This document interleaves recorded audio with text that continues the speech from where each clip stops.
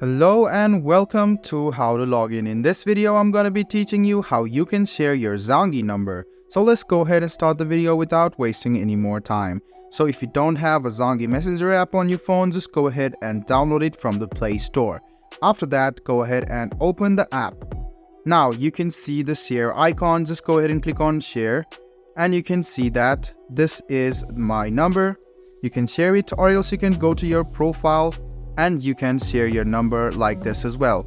So it's quite easy. You can see the copy icon. Go ahead and click on copy.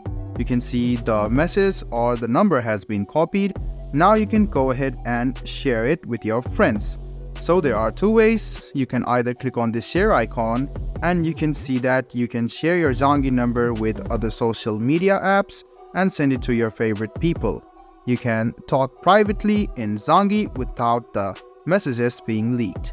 So this is how you can share your number on Zangi. I hope this video was helpful for you. If you still have any kind of confusion, please do mention us on the comment section down below. Like the video, subscribe to the channel and do hit the bell button for more. Hope to see you in the next video as well. Until then, goodbye, take care and make sure you enjoy.